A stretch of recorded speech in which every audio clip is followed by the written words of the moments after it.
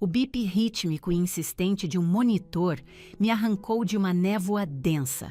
O ar tinha um cheiro forte, uma mistura estéril de álcool e desinfetante que ardia no meu nariz. Minha cabeça parecia um tambor, pulsando com uma dor profunda e ritmada. Tentei forçar meus olhos a abrirem, mas o esquerdo estava completamente inchado e fechado. Quando levantei a mão hesitantemente até o rosto, meus dedos tocaram a crosta de sangue seco no meu lábio e uma elevação aguda e sensível ao longo da minha bochecha, que parecia uma rachadura em porcelana. Meu corpo inteiro parecia pesado, afundado por uma dor profunda e latejante. Meus pensamentos estavam lentos, movendo-se como se estivessem em águas profundas. No entanto, um som cortou a confusão. O som horripilante e explosivo de vidro se estilhaçando em 1 milhão de pedaços. Então, as vozes ecoaram em minha mente. A do meu pai, fria e baixa. Não traga desonra para esta família. E a da minha mãe, vindo logo em seguida um sussurro venenoso. Olha o que você o obrigou a fazer. Eu estava em um hospital, e isso não foi um acidente. Tudo começou em uma festa, uma celebração pelo aniversário do meu irmão. Começou com um brinde de champanhe, uma caneta de ouro e um documento legal. Começou porque meus pais me ordenaram que comprasse um jatinho particular para o meu irmão. Começou porque, pela primeira vez na minha vida, eu disse não. Antes de entrarmos em toda a história, por favor, tire um momento para curtir este vídeo, se inscrever no canal e deixar um comentário me dizendo de que parte do mundo você está assistindo. Eu adoraria saber. Fui criada em uma propriedade gigantesca em Alphaville, São Paulo. O longo e sinuoso caminho de entrada era ladeado por ipês, que pareciam tão antigos quanto o próprio estado. A casa era uma fortaleza de pedra cinza, coberta por uma era que subia por suas paredes, fazendo aparecer um cartão postal de outro século. De longe, era-se a imagem da perfeição. Nós éramos a família perfeita. Mas por dentro era um espaço frio e cavernoso. O piso de mármore amplificava cada passo em um eco solitário. Minha mãe detestava barulho. Ela o chamava de incivilizado. Então aprendemos a nos mover como fantasmas. Aprendemos a falar em tons baixos. Nossa casa nunca foi um lar, era um museu, e nós éramos meramente peças de exposição dentro de suas paredes. Meu pai, Eduardo Monteiro, era o que as revistas de finanças chamavam de um titã da Faria Lima. Para mim, ele era um passo pesado e determinado no corredor. Ele era o cheiro de um perfume caro de sândalo e o constante farfalhar de relatórios financeiros. Ele comandava um fundo de hedge gigantesco, a Monteiro Dynamics. Ele o construiu do zero, ou assim sempre afirmava. Ele esperava a perfeição absoluta, não tinha paciência para o fracasso e certamente não tinha tolerância para sentimentos. Sentimentos eram um passivo, uma distração confusa da busca limpa pelo sucesso. Seu escritório ficava na extremidade da ala oeste, atrás de imponentes portas duplas de cerejeira escura. Éramos proibidos de entrar, a menos que fôssemos chamados. Eu geralmente era chamada para entregar seu café puro ou uma análise de mercado que eu havia preparado para ele. Minha mãe, Eleonora, era uma rainha da alta sociedade. Sua existência inteira girava em torno de manter uma imagem pública impecável e dar festas que eram a inveja de seu círculo. Ela era magérrima, impecavelmente vestida, e seu cabelo loiro acinzentado estava sempre esculpido em um coque perfeito. Sua voz era suave como seda, mas suas palavras podiam cortar como vidro. Ela me olhava e dizia: "Maia, seus ombros, você está se curvando de novo. Uma dama impõe respeito com sua postura." Ou, "Esse tom de verde te deixa pálida. Não é a sua cor." Ela nunca falava com raiva, apenas com uma decepção silenciosa e fulminante que sempre parecia infinitamente pior. Sua vida era regida por uma agenda social, o baile de caridade, a reunião do conselho da galeria de arte, o almoço beneficente. Meu trabalho, desde os 14 anos, era gerenciar essa agenda. Eu coordenava seus motoristas, seus horários no salão de beleza e os fornecedores para seus eventos. E então havia o Leandro, meu irmão, 2 anos mais velho. Ele era o herdeiro de ouro, o príncipe. Ele tinha a aparência arrojada do nosso pai, o mesmo sorriso fácil que nunca alcançava os olhos e o mesmo núcleo de gelo por dentro. Ele era o destinado à grandeza.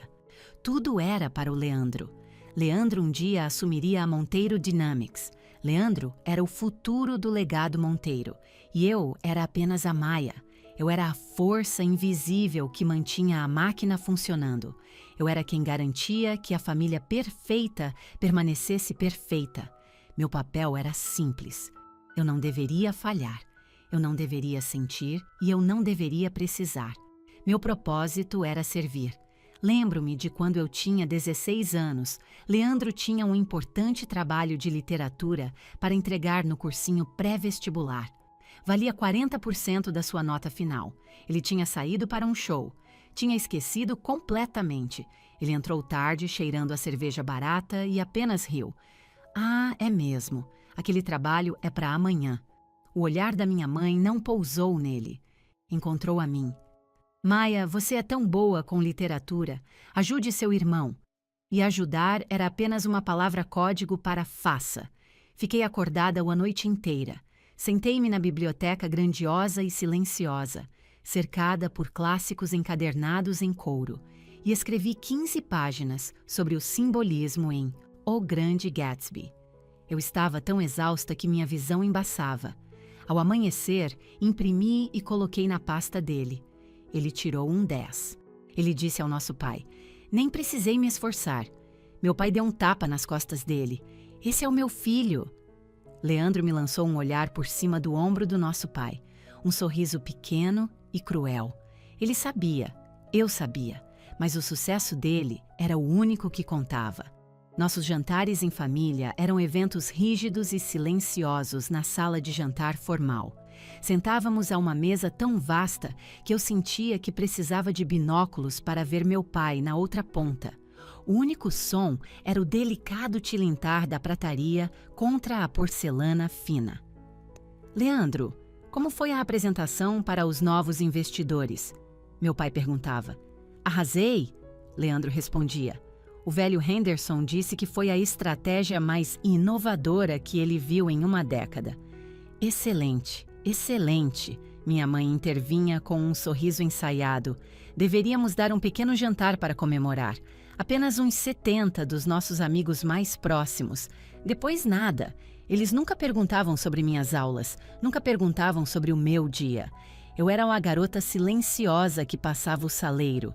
Eu era inteligente. Eu sabia que era. Eu me destacava nas minhas matérias avançadas. Eu era capitã da equipe de debate. Mas essas conquistas eram descartadas como meros passatempos. A média 7 de Leandro era vista como a marca de um gênio relaxado que não precisava se esforçar. Minhas notas 10 eram simplesmente o esperado. Uma vez, peguei uma gripe terrível, uma febre altíssima. Eu tinha 17 anos. Minha mãe estava organizando um almoço beneficente em casa. "Maia, preciso de você lá embaixo." Ela chamou através da porta do meu quarto. "Estou muito doente, mãe. Acho que não consigo." Ela soltou aquele suspiro característico, aquele que escorria decepção. "O chefe de confeitaria está sem as pinças de prata para os petit four. Não consigo encontrá-las e você sempre sabe onde tudo está. Por favor, pode apenas resolver isso?" Eu me arrastei para fora da cama, com a cabeça latejando. Fui à despensa de prataria, localizei as pinças e as entreguei à equipe frenética. Então notei um desastre com os arranjos de flores e tive que consertar. Depois, tive que reorganizar o mapa de assentos porque 2 socialites rivais haviam sido colocadas lado a lado. Quando finalmente terminei, minha mãe deu um tapinha na minha bochecha. "Pronto. Não foi tão terrível, foi? Agora volte para a cama." E, por favor, tente não tossir nos convidados. Eu era uma função, uma gerente, uma resolvedora de problemas. Eu nunca fui uma pessoa. Eu era uma filha apenas no nome. Meu quarto ficava escondido nos fundos da casa, no que costumava ser o quarto da empregada. Minha mãe o chamava de aconchegante. Era minúsculo. O quarto de Leandro era uma suíte completa com banheiro privativo e uma varanda com vista para os jardins. Meu pequeno quarto era meu único santuário, mas mesmo lá eu não estava livre. Minha família deixava listas na minha escrivaninha. Maia, pegue meus ternos da alfaiataria. Maia, ligue para o técnico do sistema de aquecimento da piscina. Maia, Leandro precisa que o smoking dele seja passado para a gala de sábado. Eu existia para suavizar os inconvenientes em suas vidas. Eu era o amortecedor da família Monteiro. Minhas próprias necessidades, meus próprios sonhos, meus próprios sentimentos eram apenas solavancos inconvenientes na estrada. E eles eram sempre suavizados até ficarem perfeitamente planos, até que eu ficasse plana, invisível, silenciosa. Essa era a gaiola dourada. Era linda, era inestimável e estava me sufocando. Fui criada não para chacoalhar as grades, mas para poli-las. Fui criada para servir as mesmas pessoas que me trancaram lá dentro. Esse padrão foi estabelecido tão cedo que não consigo me lembrar de um tempo antes dele. Fui condicionada como um pônei de exibição a sempre colocar minhas próprias necessidades por último. Minha primeira memória não é de um abraço, é de ser silenciada porque meu pai estava em uma ligação de negócios. Quando eu tinha 7 anos e Leandro 9, ambos recebíamos uma pequena mesada semanal. Ele gastava a dele em videogames e porcarias em um dia. Eu guardava cada real. Eu colocava cuidadosamente minhas economias em um pequeno cofrinho de cerâmica em forma de lua. Eu queria desesperadamente um telescópio. Economizei por quase um ano. E, uma tarde, cheguei em casa da escola e descobri que meu cofrinho de lua havia sumido da minha estante. Corri para minha mãe, com o coração martelando. Mãe, cadê meu cofrinho de lua? Ela estava escrevendo convites em sua escrivaninha, sem nem mesmo levantar o olhar.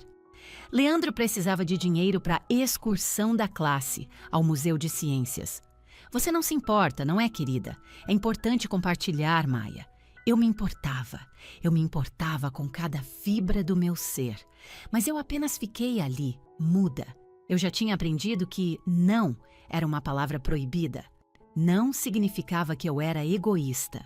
Não significava que eu era uma filha má. Então eu sussurrei. Tudo bem. Leandro foi para sua excursão. Eu nunca ganhei aquele telescópio. Alguns meses depois, no aniversário dele, meus pais compraram para ele um telescópio novo, de alta potência e profissional. Ele é um menino em crescimento. Ele precisa cultivar seus interesses, declarou meu pai. À medida que envelhecíamos, o padrão apenas se intensificou. Meus esforços nunca eram meus, eram um ativo da família. Os desejos de Leandro eram sempre mais importantes. Quando eu tinha 16 anos, consegui um emprego de meio período em uma livraria local. Eu amava o silêncio e o cheiro de papel velho.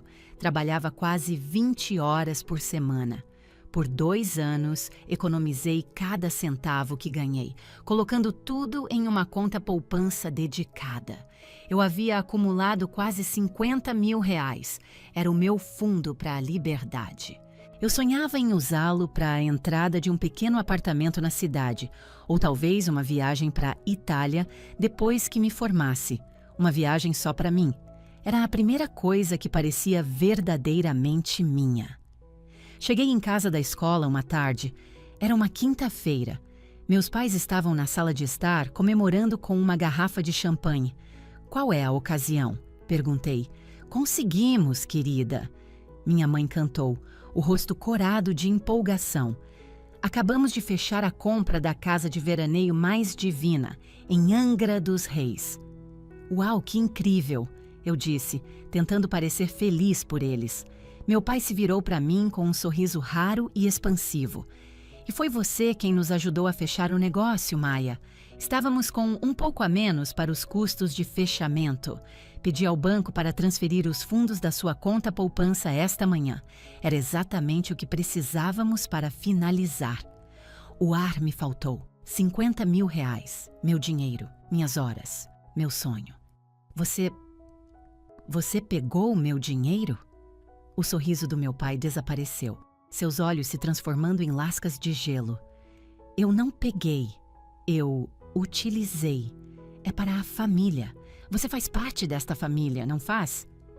Olhei para minha mãe em busca de ajuda. O sorriso dela também havia sumido, substituído por um olhar de irritação. Maia, não seja tão dramática. Você vai adorar a casa. Seremos todos tão felizes lá. Você deveria se sentir orgulhosa por ter conseguido contribuir. Mas aquilo era meu. Sussurrei, minhas mãos começando a tremer. Eu ganhei. E nós te damos um teto sobre sua cabeça. Meu pai retrucou. Pagamos por sua comida, suas roupas, sua educação de elite. Não seja ingrata, aquele dinheiro era nosso dinheiro, simplesmente parado em uma conta com seu nome. É para a família. É para a família. É para a família. Essa era a frase que sufocava toda a discussão. Era a frase que me apagava. Subi para o meu quarto. Não tive energia para chorar. Apenas sentei na beira da minha cama e senti um vazio vasto e ecoante. Não importava o que eu realizasse. Não importava o quão duro eu trabalhasse. Eu não era uma pessoa. Eu era um cofrinho, um recurso.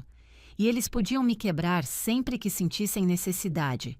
A pior parte foi que nunca vi um centavo daquele dinheiro de volta. E quando fomos para a casa nova, Leandro ficou com a suíte de hóspedes principal, com vista para o mar. Eu fiquei com o quartinho ao lado da lavanderia.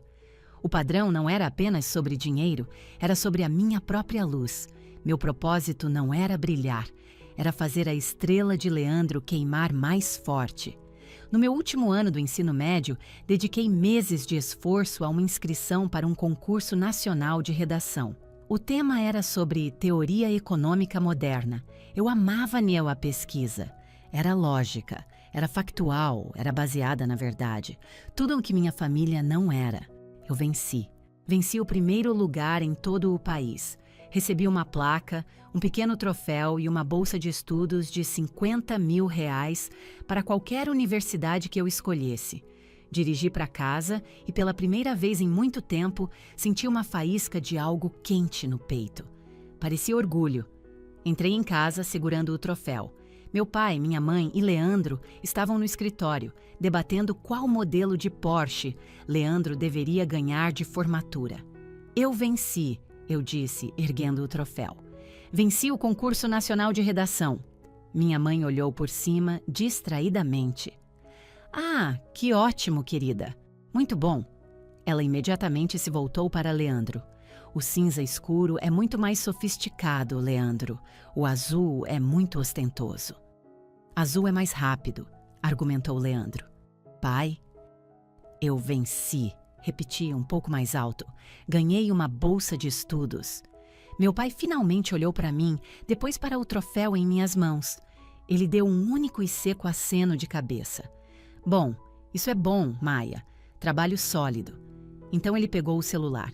Agora tenho que atender esta ligação. Leandro, apenas escolha uma cor. Estou pagando pelo carro. Quero poder olhar para ele. Ele saiu da sala. Eu fiquei ali, o troféu de repente parecendo pesado e tolo em minhas mãos. Levei-o para o meu quarto. Não o coloquei na minha prateleira. Abri meu armário, empurrei uma pilha de livros didáticos velhos e o coloquei no chão, no fundo. Fechei a porta. Minha luz não era bem-vinda aqui. Era uma distração. Roubava os holofotes de Leandro. Eu havia quebrado as regras ao tentar brilhar. Aprendi minha lição. Parei de mencionar minhas conquistas. Acabei indo para uma universidade pública próxima e continuei morando em casa. Era mais prático. Me formei em finanças. Não porque eu tivesse paixão por isso. Minha paixão era por literatura e história. Mas meu pai insistiu que finanças era útil. Você é boa com números, Maia, ele disse. Você pode me ajudar a gerenciar o portfólio da família. Você pode ajudar Leandro. Ajudar Leandro. Eu estava sendo preparada para ser sua assistente vitalícia, sua sombra financeira, seu sistema de apoio invisível. Minha abnegação nunca foi uma escolha. Era uma descrição de cargo. Era minha servidão. E eu estava ficando tão cansada disso. Havia uma pessoa que realmente me via. O nome dele era Samuel Costa. Ele era o pai da minha mãe, mas não se parecia em nada com eles. Meu avô não se importava com aparências. Ele morava em uma casa pequena e bagunçada no interior de São Paulo. Usava cardigãs surrados com remendos nos cotovelos, e sua casa cheirava a tabaco de cachimbo, livros velhos e aparas de madeira de sua oficina. Minha mãe detestava visitá-lo. Dizia que ele era um excêntrico, que falhou em atingir seu potencial. A verdade era que ele era um gênio. Era um matemático recluso que fizera uma fortuna nos primórdios das negociações quantitativas. Ele era um pensador, como eu queria ser. Quando eu era pequena, ele se sentava comigo no balanço da varanda. Ele não falava para mim, ele me fazia perguntas. "O que você está lendo, minha Joaninha?" Ele me chamava. "O que se passa na sua cabeça hoje? Mostre-me aquela folha interessante que você encontrou. Vamos olhar suas nervuras sob a lupa." Ele via meu intelecto. Não se importava com minha postura. Não se importava que eu fosse quieta. Na verdade, ele apreciava isso. "Você é uma pensadora", ele dizia, tocando sua têmpora. "Essa é a coisa mais preciosa que uma pessoa pode ser." Ele sabia exatamente como era minha família. Ele me olhava com olhos tristes e compreensivos sempre que eu falava da minha vida em casa. Eu nunca precisei detalhar as partes dolorosas. Ele simplesmente entendia. "Não deixe que eles te desgastem, minha Joaninha." Ele me disse, apenas alguns meses antes de falecer. Eu tinha 22 anos na época. "Você é feita de um material mais forte. Você é feita do meu material." Ele morreu pacificamente durante o sono. No funeral, minha mãe chorou para o benefício dos presentes. Meu pai checava o relógio a cada 10 minutos. Uma semana depois, o advogado dele, um tal Dr. Sampaio, me ligou. Ele pediu que eu fosse ao seu escritório, sozinha.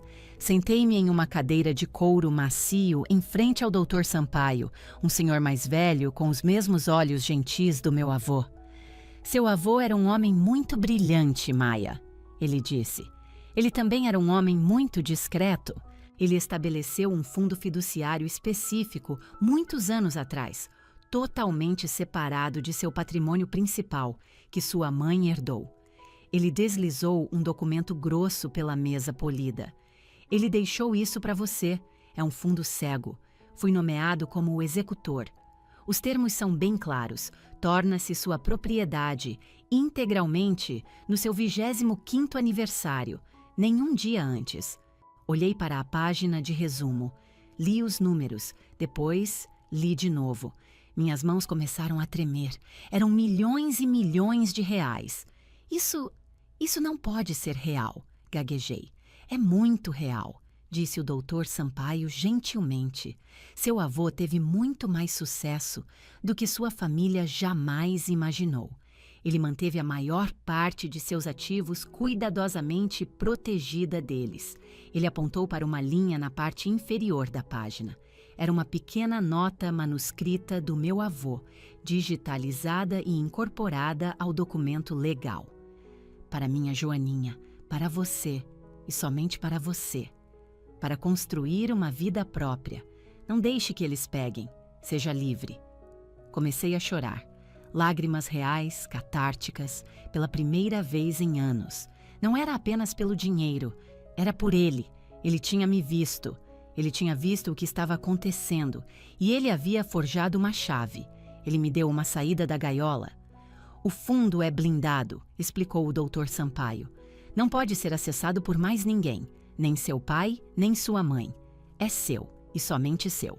No seu 25º aniversário, transferirei o controle total para você." Saí daquele escritório de advocacia, sentindo como se estivesse flutuando no ar. Eu tinha um segredo. Eu tinha um futuro. Eu tinha uma promessa. Por 2 anos, mantive esse segredo enterrado bem fundo. Continuei a desempenhar o papel da filha, quieta e obediente. Gerenciei a casa. Ajudei Leandro com suas propostas de negócios. Terminei minha graduação em finanças. Eu estava esperando o momento certo. Mas o mundo perfeito da minha família estava começando a mostrar rachaduras. A empresa do meu pai, a Monteiro Dynamics, foi construída sobre um único algoritmo de negociação proprietário. Mais tarde, eu descobriria que meu avô havia projetado aquele mesmo programa. Meu pai havia se associado a ele, pegado a ideia e construído seu império financeiro sobre ela. Mas agora, aquele algoritmo estava se tornando obsoleto. A dinâmica do mercado estava mudando. A empresa estava sangrando dinheiro. Meu pai precisava de uma injeção maciça de capital. Eles devem ter tido seus próprios advogados bisbilhotando o patrimônio do meu avô, porque uma semana antes do meu 25º aniversário, a guerra começou. Fui convocada ao escritório do meu pai. As portas de cerejeira escura. Minha mãe estava lá, empoleirada em uma cadeira, torcendo ansiosamente seu anel de diamante. Leandro estava encostado na estante com um sorriso de escárnio. Maia, meu pai começou, sem se dar ao trabalho de me pedir para sentar. Tomamos conhecimento do fundo que seu avô estabeleceu para você. Meu sangue gelou. É uma soma considerável. Ele continuou, a voz impassível. Uma soma que você não está de forma alguma equipada para gerenciar. É o meu dinheiro, eu disse, a voz mal um sussurro. É dinheiro da família. Meu pai corrigiu, a voz endurecendo. Seu avô fazia parte desta família. Esse dinheiro pertence a esta família. Será usado para garantir o futuro desta família. Ele deslizou um documento pela mesa. Era um formulário de procuração. Concederia a ele controle completo sobre o fundo. Assine isso, ele ordenou. Olhei para ele. Olhei para minha mãe, que assentia encorajadoramente. É para o melhor, querida. Olhei para Leandro, que examinava as unhas com um ar de tédio. Pensei na nota do meu avô. Não deixe que eles peguem. Seja livre. Não, eu disse. A sala ficou completamente imóvel. A expressão do meu pai não mudou, mas uma escuridão perigosa cintilou em seus olhos. O que você acabou de dizer? Eu disse não. O vovô deixou para mim. Minha mãe ofegou dramaticamente. Maia, como você pode ser tão egoísta? Ela imediatamente começou a chorar, suas lágrimas sempre sendo sua arma principal. Depois de tudo o que te demos, você nos deixaria ir à ruína? Você destruiria o futuro do seu irmão? Meu pai se levantou. Ele era um homem alto, imponente. Ele se inclinou sobre a mesa. Você está sendo uma tola, Maia. Você vai assinar este papel. Não. Ele bateu com a palma da mão na mesa. O som foi como um tiro e eu me encolhi. Sua filha ingrata. Você mora na minha casa. Você come a minha comida. Você fará o que lhe for mandado. É o meu dinheiro? Repeti tremendo, mas mantendo minha posição.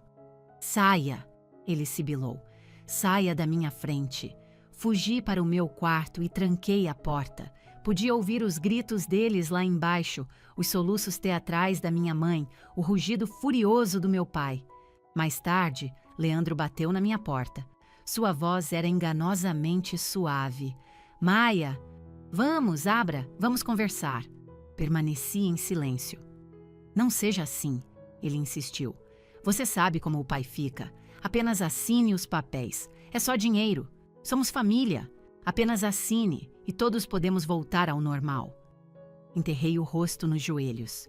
Vá embora, Leandro. Seu tom mudou instantaneamente, a falsa bondade desaparecendo. Você é uma vadiazinha estúpida, sabia? Acha que é muito melhor que a gente? Você não é nada. Você sempre foi só a empregada. Ele se afastou pisando forte. A guerra havia começado oficialmente. E pela primeira vez na minha vida, eu tinha um escudo. Eu tinha a promessa do meu avô. O ano entre meu 25º aniversário e a gala de Leandro foi um inferno particular. Minha recusa em assinar os papéis não encerrou a discussão, apenas deu início ao cerco. Minha família não lutava com lógica. Eles lutavam com manipulação, com ameaças, com uma campanha implacável para quebrar minha vontade. Meu 25º aniversário chegou. Fui ao escritório do Dr. Sampaio e assinei os papéis finais. O fundo era oficialmente meu. No papel, eu era uma mulher incrivelmente rica. Quando voltei para casa, meu pai e minha mãe estavam me esperando no hall de entrada. Ele claramente havia descoberto. Devia ter seus próprios advogados de prontidão. Então, ele disse, a voz escorrendo gelo. Está feito. Sim, eu disse. Você cometeu um erro grave, Maia. Você acabou de declarar guerra à sua própria família. 8. Eu não declarei, eu disse, a voz pequena. Eu só quero o que é meu. O que é seu, ele zombou. É uma consequência direta do meu trabalho duro. O teto sobre sua cabeça, a educação que eu providenciei. Você não seria nada sem mim. A partir daquele momento, ele me tratou como se eu fosse invisível. Ele não falava comigo nem olhava na minha direção. Na mesa de jantar, perguntava à minha mãe: Eleonora, você poderia dizer a Maia para passar o sal? Era um silêncio frio e sufocante, projetado para me isolar. Ele cancelou meu cartão de crédito. Pegou de volta as chaves do carro popular que eu usava. Estava tentando provar que eu não conseguiria sobreviver sem o apoio dele. Mas eu tinha meus próprios fundos agora. Abri minha própria conta bancária, comprei meu próprio celular e comecei a fazer planos silenciosos. A estratégia da minha mãe era me afogar em culpa. Ela usava lágrimas como munição. Ela me encurralava na cozinha, na biblioteca, até no meu próprio quarto. Maia, você está matando seu pai. Ela sussurrava, os olhos cheios de lágrimas. O estresse, o coração dele... Ele não consegue dormir. Ele construiu esta empresa para todos nós. Para você, para o Leandro.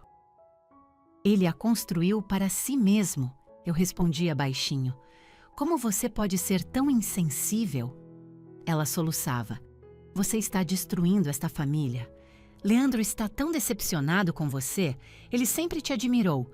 Aquilo era uma mentira tão ultrajante que quase ri.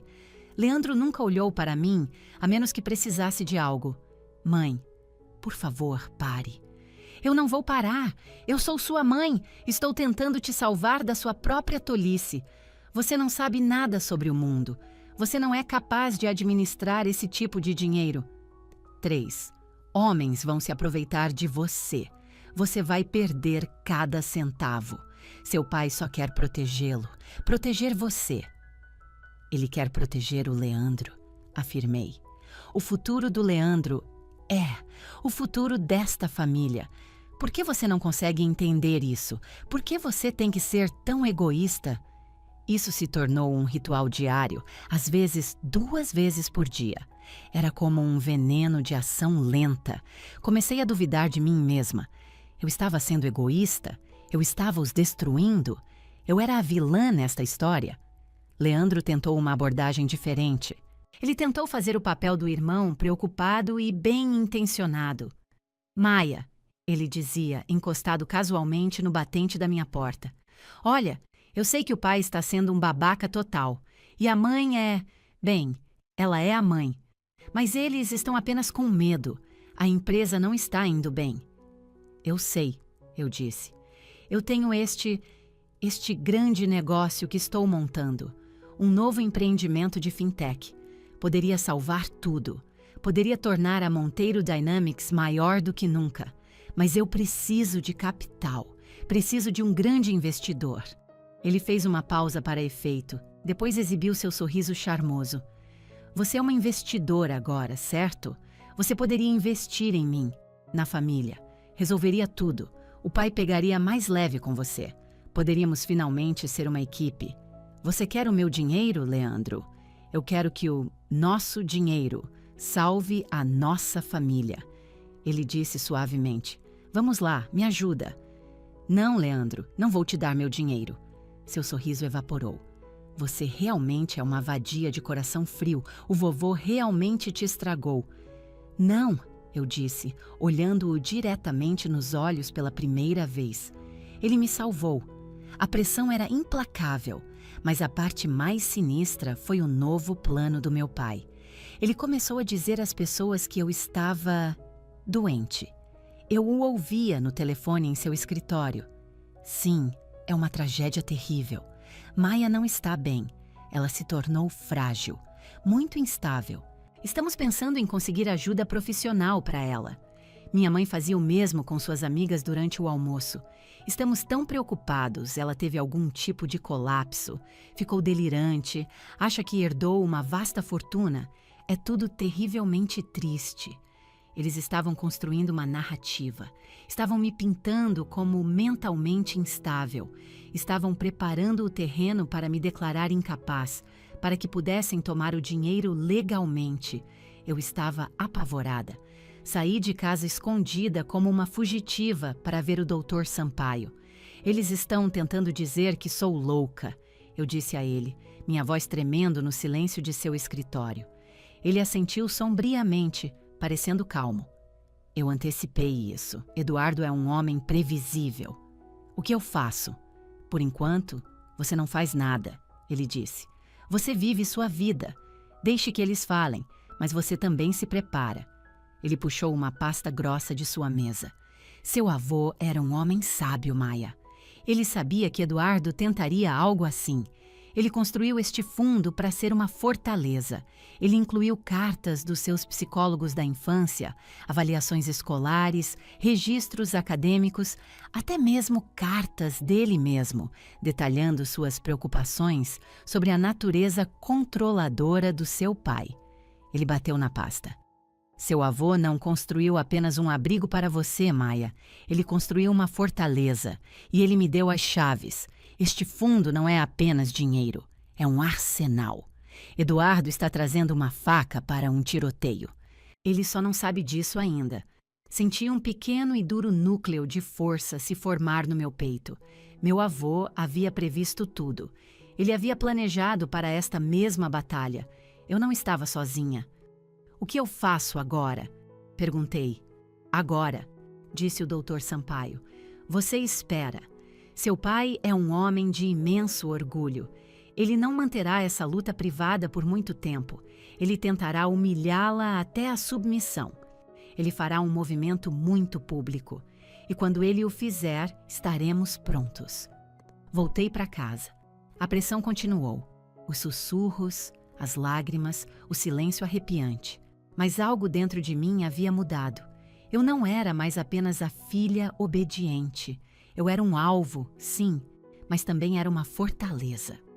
Uma semana depois, um envelope grosso, de cor creme, estava sobre meu travesseiro.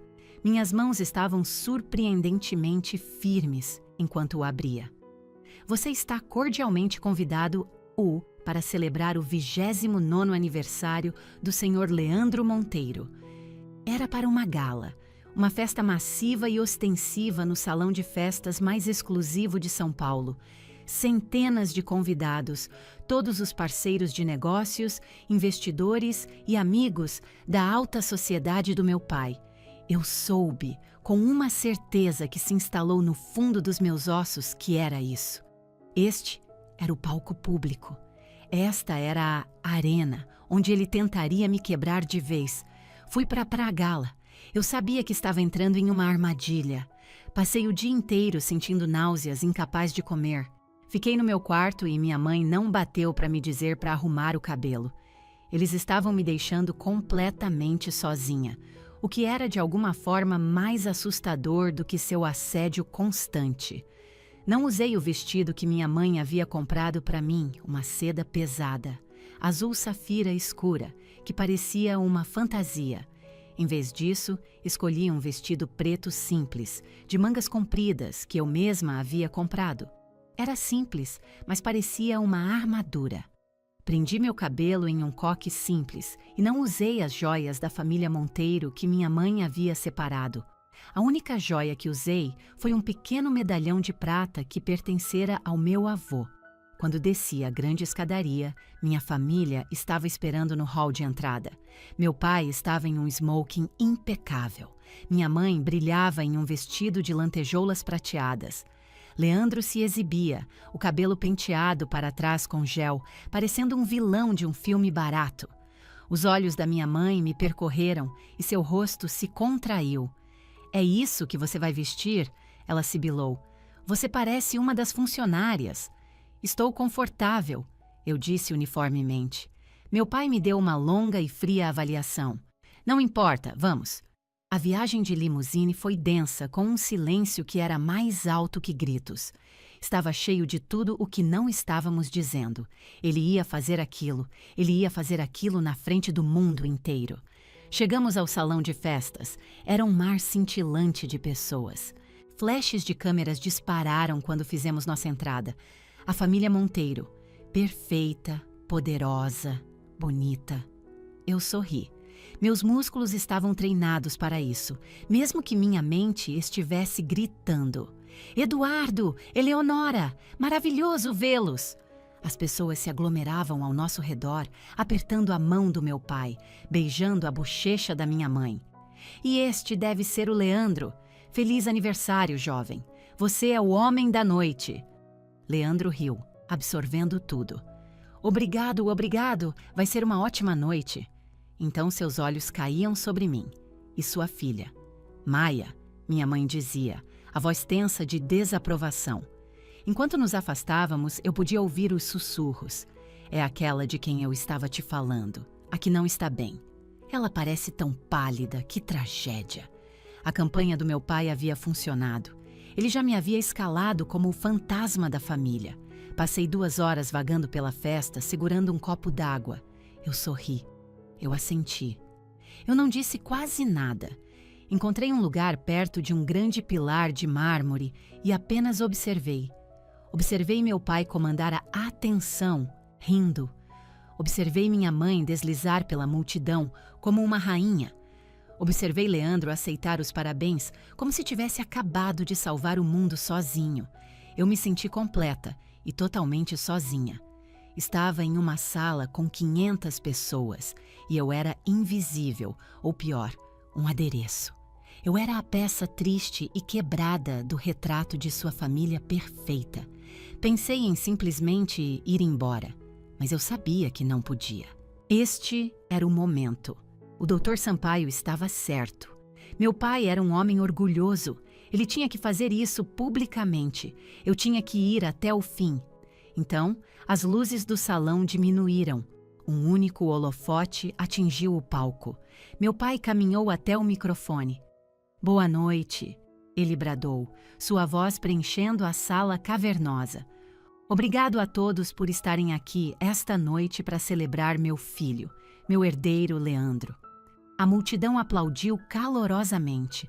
Leandro se levantou e fez uma leve reverência. Meu pai falou por 10 minutos, tecendo uma grande narrativa da suposta genialidade de Leandro, sua visão e o futuro brilhante da Monteiro Dynamics. "Leandro está pronto para levar esta empresa ao próximo nível", declarou meu pai. "Ele está liderando uma nova iniciativa global, um projeto que redefinirá nossa indústria. Mas para fazer isso, ele precisa das ferramentas adequadas." Meu estômago se contorceu em um nó. Era agora. Ele precisa ser capaz de se mover, de voar, de estar onde os negócios estão acontecendo a qualquer momento. Ele precisa de um jatinho. Um murmúrio de admiração impressionada percorreu a multidão. "E nós, como família, vamos providenciar um para ele." Os olhos do meu pai varreram a sala e então se fixaram em mim. Ele sorriu. Era um sorriso frio e predatório. "Estamos muito orgulhosos de todos os nossos filhos", ele disse. "Minha filha, Maia, recentemente recebeu uma herança significativa de seu avô, uma quantia muito substancial." Cada cabeça na sala se virou para me olhar. 500 pares de olhos. Senti um rubor quente subir pelo meu pescoço. Pensei que poderia passar mal. O holofote deixou meu pai e se moveu, me prendendo no meu canto perto do pilar. Fui pega em seu brilho. E Maia, em um ato de incrível generosidade, decidiu usar esse dinheiro da família para garantir o futuro de seu irmão, para garantir o futuro da família Monteiro. Minha mãe sorria radiante, lágrimas de orgulho brilhando em seus olhos para a performance. Maia, meu pai disse, estendendo a mão. Por favor, suba aqui. Eu não conseguia me mover. Meus pés pareciam estar envoltos em concreto. Alguém atrás de mim deu um empurrãozinho no meu braço. Vá em frente, sussurraram. Eu andei. Cada passo parecia que eu estava atravessando uma lama espessa. O palco parecia a quilômetros de distância. Eu podia ouvir o clique dos meus próprios saltos no chão, a batida frenética do meu próprio coração. Quando finalmente cheguei ao palco, meu pai passou um braço em volta dos meus ombros. Parecia tão pesado e frio quanto uma corrente de ferro. A multidão aplaudiu, celebrando minha suposta generosidade. Meu pai segurou o microfone perto. Ela é uma filha maravilhosa, ele disse para Cissa na sala. Leandro subiu ao palco, segurando uma pasta de couro e uma caneta tinteiro cara, pesada e de ouro. Meu pai pegou a pasta e a abriu. Este documento simplesmente transfere a gestão do fundo de seu avô para o fundo da família Monteiro, para nos permitir fazer este e outros investimentos vitais em nome da família. Ele me entregou a caneta. As câmeras piscavam, flashes brancos ofuscantes. Olhei para o papel. Era o mesmo documento de procuração, aquele que me faria abrir mão de tudo. Assine, filha. Meu pai sussurrou, para que apenas eu pudesse ouvir, seu braço apertando meu ombro. Doeu. A multidão estava aplaudindo, esperando, sorrindo. Olhei para os olhos frios e expectantes do meu pai. Olhei para minha mãe na primeira fila, movendo os lábios, sorria. Maia. Sorria. Olhei para Leandro, que segurava a pasta, sorrindo sarcasticamente para mim. Ele achava que tinha vencido. Todos eles achavam que tinham vencido, e eu pensei no meu avô. Seja livre, minha Joaninha. Eu estava segurando a caneta, minha mão tremia. Olhei para o documento, para a linha de assinatura, esperando pelo meu nome. Então eu levantei o olhar. Olhei para além das luzes ofuscantes, para o mar de estranhos, e eu disse uma única palavra. Não. Minha voz não era alta, mas o microfone estava ligado. A palavra ecoou pelo salão de festas silencioso. Não. Os aplausos não apenas diminuíram, eles pararam. Foi como se alguém tivesse virado um interruptor. O silêncio resultante foi absoluto, o som mais alto que eu já tinha ouvido. Pude ouvir um único cubo de gelo tilintar em um copo em algum lugar. Ouvi uma mulher ofegar. O sorriso do meu pai congelou em seu rosto. Seu braço no meu ombro se tornou um torno. Maia, ele sibilou, mas o microfone captou. Não, eu disse de novo, e desta vez minha voz era clara e forte. Coloquei a caneta sobre a pasta aberta. Eu não vou assinar isso. Virei-me e comecei a sair do palco. A armadilha havia sido acionada, mas eu não fui pega. Dei 2 passos em direção à saída. Podia sentir 500 pares de olhos queimando nas minhas costas. Não olhei para eles. Eu só queria sair. Maia. A voz do meu pai não era mais um pedido. Era uma ordem. Continuei andando. Ouvi um passo pesado atrás de mim. Depois uma mão se fechou no meu braço, me puxando para trás. Era meu pai. Seu rosto não era mais a máscara calma e controlada de Eduardo Monteiro, CEO. Estava manchado de vermelho, seus olhos estavam arregalados e selvagens. Seus dentes estavam cerrados. Eu nunca o tinha visto assim. Ele irradiava fúria pura. Não me humilhe, ele rosnou, a voz baixa e trêmula de raiva. O microfone estava desligado agora. Isso era só para mim. Me solta, eu disse. Minha voz tremeu, mas eu disse: você vai assinar aquele papel. Você não vai ridicularizar esta família. Não. Leandro estava ao lado dele agora. Pai, vamos embora. Vamos tirá-la daqui. Ele parecia apavorado. Não por mim, pela cena, pela imagem. Ela fará o que lhe for mandado. Meu pai rugiu, não mais sussurrando. Leandro agarrou meu outro braço. Vamos, Maya, para com isso. Você está piorando as coisas. Ele tentou me puxar de volta para o palco. Eu me libertei. Puxei-me para longe dos dois com uma força que não sabia que tinha. Tropecei para trás, longe deles. Olhei para meu pai e, naquele momento, vi o homem que pegou meu fundo para o telescópio, que roubou minhas economias, que descartou minhas conquistas. Eu não te devo nada, eu disse. As palavras foram baixas, mas ele as ouviu. Não foi o não que o quebrou. Foram aquelas palavras. Eu não te devo nada. Ele passou 27 anos me condicionando a acreditar que eu lhe devia tudo. Minha vida, minha obediência, minha própria existência. Eu acabara de informá-lo que o trabalho de sua vida em mim havia sido um completo fracasso. O tapa foi como um trovão.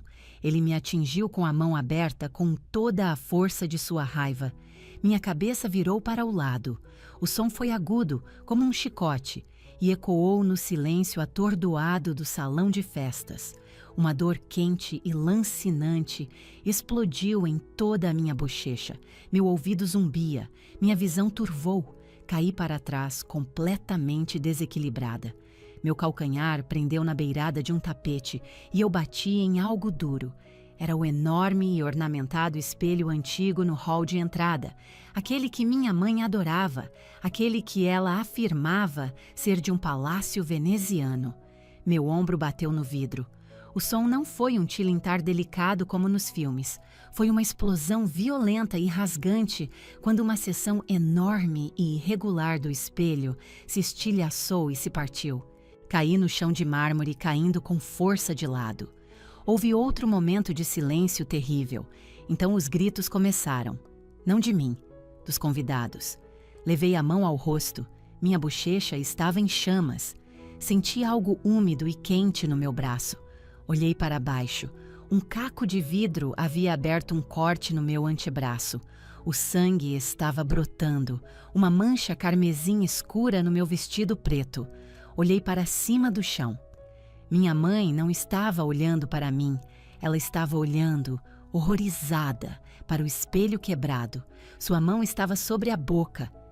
Meu espelho, ela sussurrou. Meu Deus, meu espelho. Leandro estava congelado, o rosto branco como papel, olhando para meu pai. Meu pai estava de pé sobre mim. Sua mão ainda estava meio levantada.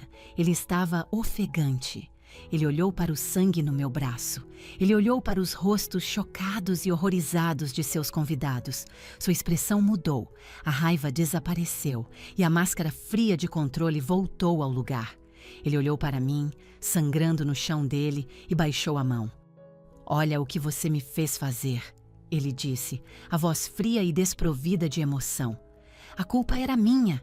Eu o forcei a me bater. Eu o forcei a quebrar o espelho. Levante-se, Maya, ele ordenou. Você está causando uma cena.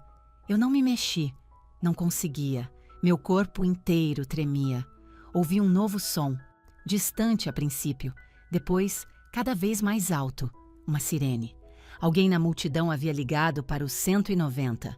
Vi uma mulher em seu celular. Sim, no salão Regency.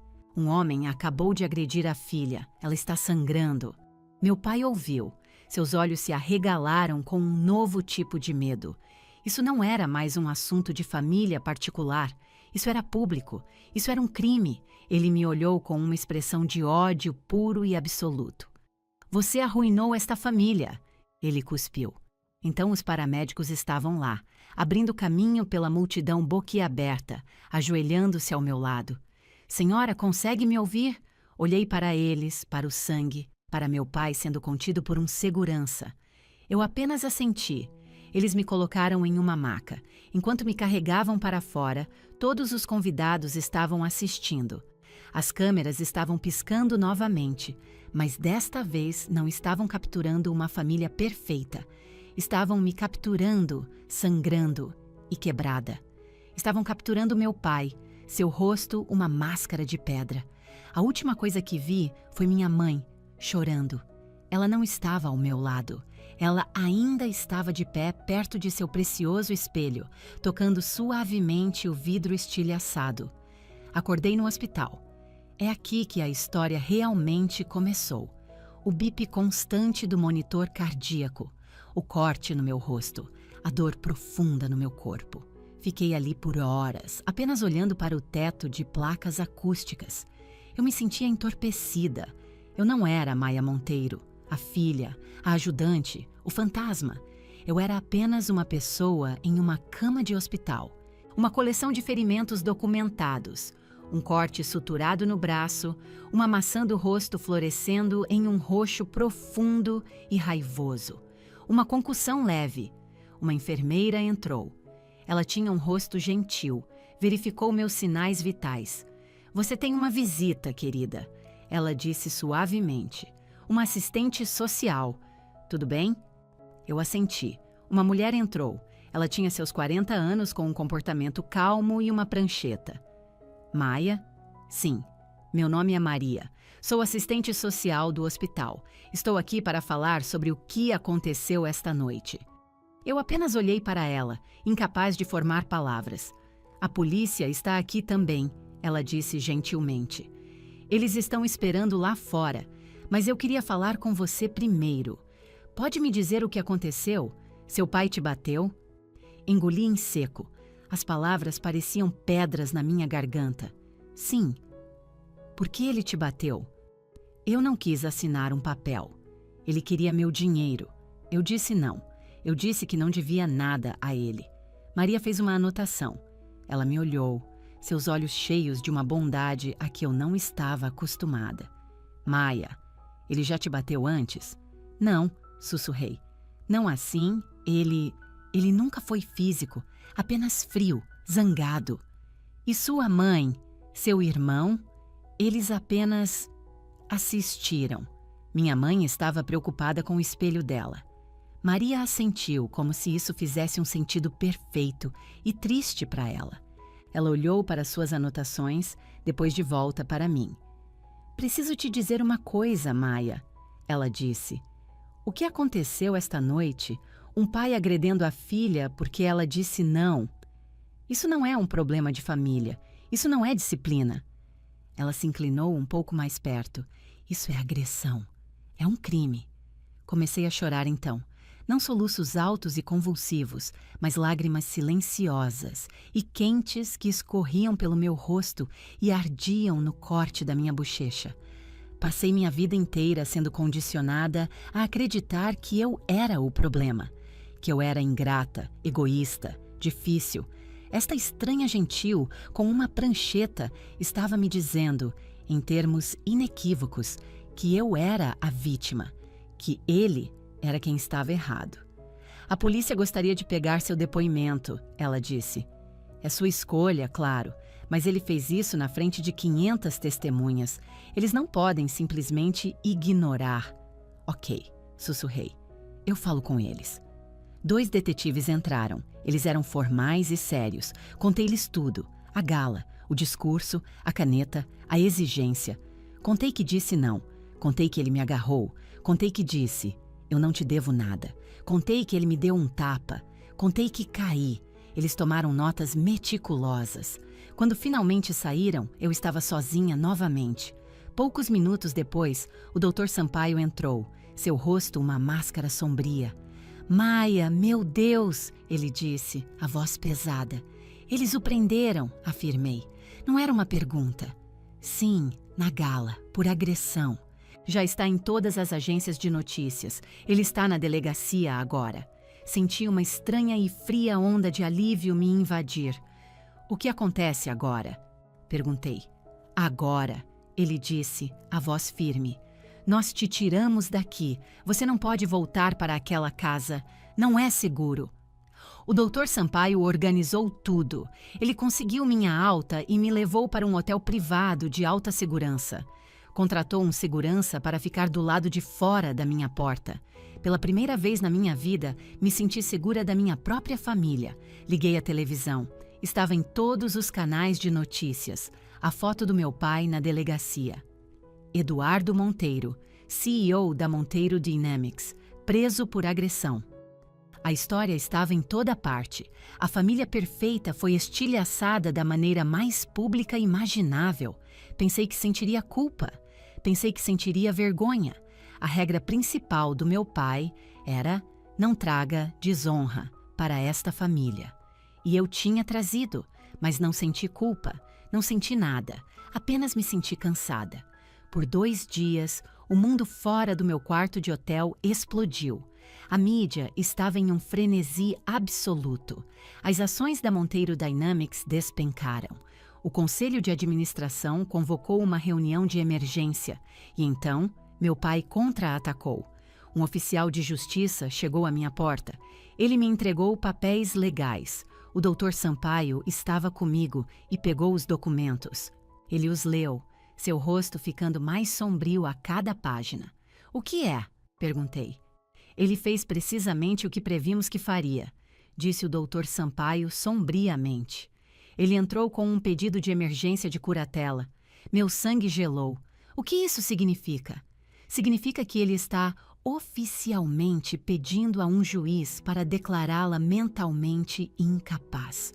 Que você é instável, um perigo para si mesma. Ele está usando a cena na gala, sua recusa e a agressão dele contra você como prova de que você é histérica e insana. Eu não conseguia respirar. Ele está dizendo que sou louca. Ele está, confirmou o Dr. Sampaio. Ele está alegando que o fundo do seu avô, combinado com seu suposto estado mental frágil, desencadeou um surto psicótico. Ele está pedindo ao tribunal para torná-lo seu tutor legal, para dar a ele controle sobre seu dinheiro, sua casa, suas decisões médicas, tudo. Ele estava tentando me apagar legalmente. Ele falhou em pegar meu dinheiro à força, então agora estava tentando tomar minha própria identidade por lei. Ele ia usar minha vida inteira de obediência silenciosa como prova de que eu não era uma pessoa completa e competente. "Ele não pode ganhar, pode?" sussurrei, minha voz tremendo de terror. O Dr. Sampaio olhou para mim e, pela primeira vez, sorriu. "Não, Maia, ele não pode." Ele bateu em sua pasta. "Seu pai acha que esta é uma luta sobre sua sanidade. Ele está vindo ao tribunal com insultos e mentiras. Ele não tem ideia do que seu avô preparou." "O que ele preparou?" "O império do seu pai, a Monteiro Dynamics. É construído sobre uma única peça de tecnologia, não é? Aquele algoritmo de negociação proprietário que ele inventou 25 anos atrás?" "Sim", eu disse. "Esse é o legado dele." "Não", disse o Dr. Sampaio, a voz baixa e séria. "É do seu avô." Ele abriu a pasta e tirou um arquivo grosso. "Seu avô não deixou apenas um fundo para você, Maia. Ele te deixou um arsenal. Ele te deixou suas anotações de pesquisa originais. Ele te deixou os pedidos de patente forjados onde seu pai assinou o próprio nome no trabalho do seu avô. Ele te deixou a prova do roubo fundamental que construiu a vida inteira do seu pai." Olhei para o arquivo maravilhada. "Ele não apenas planejou para esta batalha", disse o Dr. Sampaio. "Ele te deu a arma para acabar com a guerra." O dia da audiência estava nublado. O céu era de um cinza chato e feio. Eu não saía do hotel há uma semana. A mídia estava acampada do lado de fora como abutres. O Dr. Sampaio teve que me tirar por uma saída de serviço. O tribunal era um circo. Não eram apenas advogados, estava lotado de imprensa. Meu pai queria me humilhar publicamente na gala. Agora ele estava tendo seu espetáculo público, só que não o que ele havia planejado. Entrei com o Dr. Sampaio ao meu lado. Vi minha família na primeira fila. Meu pai, Eduardo Monteiro, estava em um terno azul marinho perfeitamente cortado, parecendo confiante e poderoso. Ele sorriu para sua equipe jurídica. Minha mãe, Eleonora, estava ao lado dele, vestida de preto com um chapéu com véu, como se estivesse em um funeral. Ela enxugava os olhos com um lenço de renda, fazendo uma cena. Leandro estava lá, parecendo abatido e furioso. Quando me viu, seus olhos se encheram de puro ódio. Ele articulou uma palavra para mim: vadia. Sentei-me à mesa com o Dr. Sampaio. Minhas mãos tremiam tanto que tive que escondê-las no colo. Você está bem, Maia, sussurrou o Dr. Sampaio. Apenas fique calma, diga a verdade. O juiz entrou e a audiência começou. Os advogados do meu pai foram os primeiros. Eram espertos, caros e pintaram uma obra-prima convincente de mentiras. Meritíssimo, começou o advogado principal. Estamos aqui hoje por causa de uma tragédia familiar. Maia Monteiro é uma jovem maravilhosa, mas frágil, e ela está profundamente doente. Ele falou por 1 hora, usando minha natureza quieta como prova de que eu era retraída e não comunicativa. Ele transformou minhas notas altas em evidência de tendências obsessivas. Ele descreveu a cena na gala como uma explosão violenta e histérica. Seu pobre pai, disse o advogado com falsa simpatia, foi forçado a reagir como qualquer pai amoroso faria para tentar conter sua filha fora de controle. Ele estava tentando protegê-la e, em seu delírio, ela caiu. Eles estavam me pintando como a agressora e ele como a vítima. Chamaram minha mãe para depor. Ela chorou. Estou tão preocupada, ela soluçou. Ela não é mais a minha Maia. Ela ficou delirante, obcecada com esse dinheiro imaginário. Ela está instável há anos. O pai dela só quer conseguir ajuda para ela, para protegê-la. Eles chamaram Leandro. Ele mentiu com uma cara séria. Ela sempre teve ciúmes de mim, ele disse. Ela ameaçou me arruinar. Disse que destruiria a família. Ela é vingativa. Ela está doente. Sentei-me ali e ouvi enquanto eles envenenavam a sala. Podia sentir o juiz me olhando, sua expressão ilegível. Senti os olhos da imprensa em mim. Podia senti-los começando a acreditar na história. Então foi a vez do Dr. Sampaio. Ele se levantou, a imagem da calma. Meritíssimo, não estamos aqui hoje para discutir a saúde mental da senhorita Monteiro, porque ela é perfeitamente sã. Estamos aqui para discutir a ganância do senhor Eduardo Monteiro. O advogado do meu pai se levantou de um salto. Objeção! Isso é assassinato de reputação. É o motivo, meritíssimo, disse o Dr. Sampaio calmamente. E eu tenho provas. Ele não me chamou para depor, não precisava. Ele chamou sua primeira testemunha, um perito forense de patentes. Ele colocou um arquivo no banco das testemunhas. Pode identificar estes documentos? Sim, estes são os registros de patente originais para o algoritmo Monteiro Costa, registrados em 1998. E estes? O Dr. Sampaio entregou-lhe um segundo arquivo. Estas são notas de pesquisa de um senhor Samuel Costa, datadas de 1995. Elas descrevem, em detalhes meticulosos, a tecnologia exata encontrada na patente de 1998. 8. E quem está listado como o único inventor na patente de 1998, a patente que construiu a Monteiro Dynamics? Eduardo Monteiro. E o nome de Samuel Costa está em algum lugar nessa patente? Não, senhor, não está. Meu pai não estava mais sorrindo. Ele estava fuzilando o Dr. Sampaio com o olhar.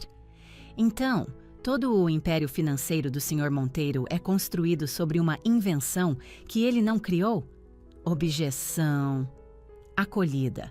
Mas o ponto foi estabelecido, Dr. Sampaio. Prossiga. Minha última prova, meritíssimo, disse o Dr. Sampaio. Esta petição alega que o Sr. Monteiro está agindo por amor à sua filha. Provaremos agora que ele está agindo com base em um padrão de vida de roubo, coação e ganância. Ele colocou um pequeno toca-fitas antigo na mesa de evidências. Esta é uma gravação, anunciou o Dr. Sampaio, de uma conversa entre Ricardo Hale e Arthur Gable, datada de 23 anos atrás. O Sr. Costa estava preocupado com a ética de seu genro, então ele gravou a reunião deles. Meu pai se levantou de um salto. Isso é mentira! Isso é inadmissível! Sente-se, Sr. Monteiro, ordenou o juiz. Toque a fita. O Dr. Sampaio apertou o botão. O tribunal ficou em silêncio mortal. Ouvimos um chiado fraco, depois vozes. Era meu avô, a voz mais velha, mais firme. Você roubou, Eduardo. Você roubou meu trabalho. Você tirou meu nome da minha própria invenção. Então, a voz do meu pai. Mais jovem, arrogante, cheia de segurança presunçosa. Eu melhorei. Eu o tornei comercializável. Teria ficado no seu escritório empoeirado por 20 anos. É meu agora, velho. A empresa é minha, o dinheiro é meu. E você não vai dizer uma única palavra. Porque se disser, eu te arruíno. E vou garantir que sua filha, minha esposa, nunca mais fale com você. Minha mãe soltou um pequeno suspiro estrangulado. Ela estava olhando para o marido como se o visse pela primeira vez. Ela nunca soube. O rosto do meu pai estava pálido. Ele não era um CEO. Ele não era um titã. Ele era apenas um homem pequeno, pálido e suado. Um ladrão. A fita terminou. O chiado preencheu o silêncio. O Dr. Sampaio a desligou. O juiz olhou para meu pai, seus olhos como lascas de gelo. Senhor Monteiro, disse o juiz, a voz baixa, mas afiada o suficiente para cortar a tensão. Este pedido de curatela não é apenas negado, é um insulto a este tribunal. É uma tentativa clara e maliciosa de fraude, motivada por nada além de avareza. Ele então olhou para mim. Senhora Monteiro, a senhora está livre para ir.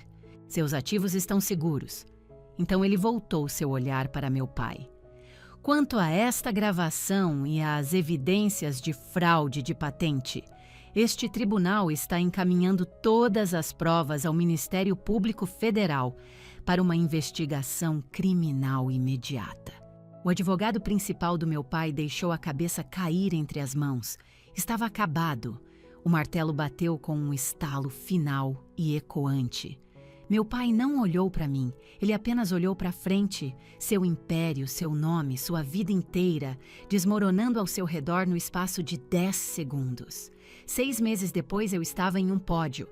Não estava em um tribunal frio ou em um salão de festas sufocante. Estava em um prédio novinho, em folha, uma estrutura de vidro e luz, com o sol entrando pelas janelas. Na frente do prédio, em letras de aço limpas, estavam as palavras Instituto Costa de Pesquisa Quantitativa. Eu havia usado o dinheiro do meu avô, todos os 500 milhões de reais, para construir um lugar que ele teria amado. Uma fundação dedicada a financiar jovens matemáticos e cientistas brilhantes, aqueles com grandes ideias que se importavam mais com a verdade do que com o lucro. Minha vida antiga se foi. Meu pai estava cumprindo pena em uma prisão federal, não por me bater, mas por fraude, violação de patente e uma dúzia de outros crimes do colarinho branco. A gravação desencadeou uma investigação que desvendou toda a sua empresa. Era um castelo de cartas, todo construído sobre a ideia roubada do meu avô. Quando a empresa ruiu, o dinheiro desapareceu. O Império Monteiro era um fantasma. Minha mãe agora morava em um pequeno apartamento alugado na Flórida. Suas amigas da alta sociedade haviam desaparecido. As galas eram uma memória distante. Ela me escreveu uma carta cheia de culpa e autopiedade. Ela ainda não entendia. Ela ainda achava que eu era a egoísta. Eu nunca respondi. A mansão de Alphaville foi tomada pelo banco. A casa de Angra dos Reis foi vendida em leilão. Recebi um e-mail de Leandro. Era curto. Assunto: você. O corpo do e-mail dizia: você destruiu tudo. Pensei nisso por um longo tempo. Pensei na garota que escrevia seus trabalhos de literatura. Pensei na garota cujo fundo para o telescópio foi roubado. Digitei minha resposta. Eram apenas 2 palavras. Assunto: você. O corpo. Você destruiu. Apertei enviar e depois bloqueei o endereço de e-mail dele para sempre. Agora eu estava no pódio. A sala estava cheia, não de socialites, mas de estudantes, professores e o primeiro grupo de jovens pesquisadores recebendo bolsas do instituto. Eles eram brilhantes, ansiosos e eram o futuro. Olhei para seus rostos esperançosos olhando para mim. Eu não era um fantasma. Eu não era um adereço. Sorri, e não era um sorriso ensaiado para as câmeras. Era real, era quieto.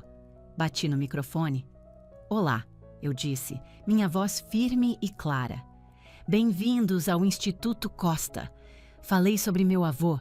Falei sobre seu amor pela matemática e o poder de uma única ideia.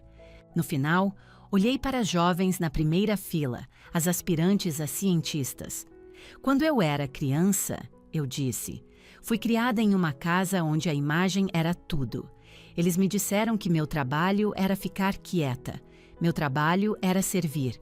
Eles me disseram que eu não tinha permissão para brilhar, caso minha luz fizesse alguém parecer mais fraco. Eles me disseram que eu lhes devia minha vida, minha obediência, meu futuro. Eles me disseram que eu não era nada sem eles. Fiz uma pausa, olhando para todos os rostos brilhantes, esperando por minhas próximas palavras. Eles estavam errados, eu disse. Minha vida sempre foi minha, meu futuro é meu, e minha luz é minha para compartilhar. Sorri para eles. Bem-vindos ao Instituto Costa. Vamos ao trabalho. A sala explodiu em aplausos. Não eram as palmas educadas e fabricadas da gala. Eram reais, eram calorosas, eram para mim. Meu pai me ensinou que a justiça era sobre poder. Minha mãe me ensinou que era sobre aparências. Os dois estavam errados. A justiça não era um rugido, não precisava ser. Era um alicerce, era um prédio novo, era um novo começo. Era a verdade silenciosa e sólida, finalmente ressoando. Fim da história.